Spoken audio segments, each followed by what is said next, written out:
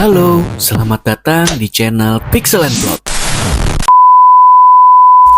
Bayangkan sebuah keluarga yang harmonis tiba-tiba hancur dalam satu malam. Tidak ada pintu yang didobrak, tidak ada jejak kaki orang di atas salju, dan tidak ada barang yang hilang. Yang ada hanyalah sang ayah yang tiba-tiba mengambil kapak dan menghabisi seluruh anggota keluarganya sebelum akhirnya mengakhiri hidupnya sendiri. Kejadian ini tidak hanya terjadi sekali, tapi berulang kali selama puluhan tahun dengan pola yang identik. Setiap detektif yang menangani kasus ini menemui jalan buntu karena secara logika tidak ada pembunuh di sana. Namun di setiap tempat kejadian perkara selalu ditemukan sebuah surat dengan simbol-simbol aneh yang ditandatangani oleh satu nama, Longlegs. Hari ini kita akan masuk ke dalam arsip kasus paling kelam di tahun 90-an. Kita akan mengikuti detektif muda Lee Harker dalam memburu sosok yang tidak terlihat, namun kehadirannya terasa seperti nafas dingin di tengkuk leher kalian. Kenalkan Lee Harker, seorang agen FBI muda yang sangat tertutup. Dia bukan detektif biasa. Harker punya sesuatu yang disebut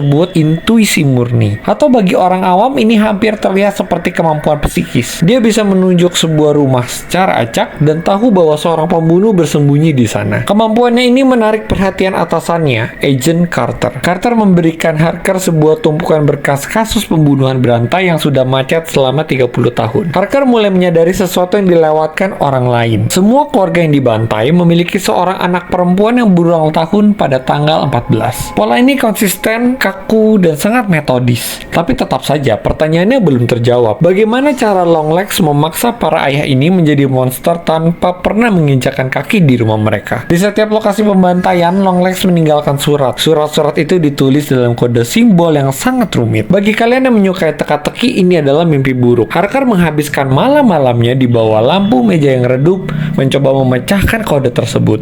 Dan saat kode itu akhirnya pecah, isinya justru lebih mengerikan dari simbolnya. Surat itu berisi pengabdian kepada sang iblis. Namun, ada detail yang membuat bulu kuduk berdiri. Longlegs menulis seolah-olah dia sedang memperhatikan Lee Harker sejak lama. Ini bukan lagi sekedar tugas FBI bagi Harker. Ini mulai terasa seperti undangan pribadi. Penonton diajak membayangkan perasaan Harker yang sadar bahwa monster yang dia buru ternyata sudah lama duduk di kegelapan, memperhatikannya tumbuh besar. Titik balik dari penyelidikan ini terjadi ketika Harker mulai menelusuri masa lalu korban. Dia menemukan sesuatu yang sangat tidak lazim. Beberapa keluarga sempat menerima hadiah sebelum pembantaian terjadi. Sebuah boneka porselen seukuran anak kecil yang dikirim oleh seseorang yang mengaku sebagai petugas gereja atau pemberi hadiah. Harker kemudian memutuskan untuk melakukan sesuatu yang gila. Dia membongkar salah satu rumah korban lama, dan di sana tersembunyi di balik beton dan kayu, dia menemukan boneka itu. Boneka yang terlihat begitu nyata, seolah-olah punya detak jantung sendiri. Saat dilakukan ronsen, ditemukan sebuah bola perak misterius di dalam kepala boneka tersebut. Bola itu tidak memiliki kabel, tidak memiliki mesin, tapi memancarkan energi yang tidak bisa dijelaskan secara sains. Inilah saat kita sadar bahwa Longlegs tidak menggunakan senjata api atau pisau. Dia menggunakan sesuatu yang jauh lebih gelap untuk mengendalikan pikiran manusia. Kini Harker tahu bahwa dia tidak sedang berurusan dengan pembunuh berantai biasa. Dia sedang berhadapan dengan sesuatu yang bersifat okultisme. Sesuatu yang menggunakan boneka sebagai perantara untuk membisikkan kegilaan ke telinga para ayah. Namun semakin dekat Harker dengan Longlegs, semakin banyak rahasia masa kecilnya yang mulai terbongkar, termasuk sosok ibunya yang mencurigakan. Siapa sebenarnya pria bernama Longlegs ini? Mengapa dia sangat terobsesi dengan Lee Harker? Dan apa isi sebenarnya dari bola perak di dalam kepala boneka itu? Setelah menghabiskan waktu dalam bayang-bayang, sang monster akhirnya menampakkan diri. Namanya Longlegs. Tapi dia bukan iblis bertanduk atau hantu yang terbang. Dia adalah seorang pria tua yang wajahnya hancur akibat operasi plastik yang gagal. Seorang pemuja setan yang hidup di ruang bawah tanah yang kotor. Namun, jangan tertipu oleh penampilannya yang terlihat rapuh. Kekuatan Longlegs tidak terletak pada ototnya, melainkan pada kemampuannya menjadi saluran bagi sesuatu yang ia sebut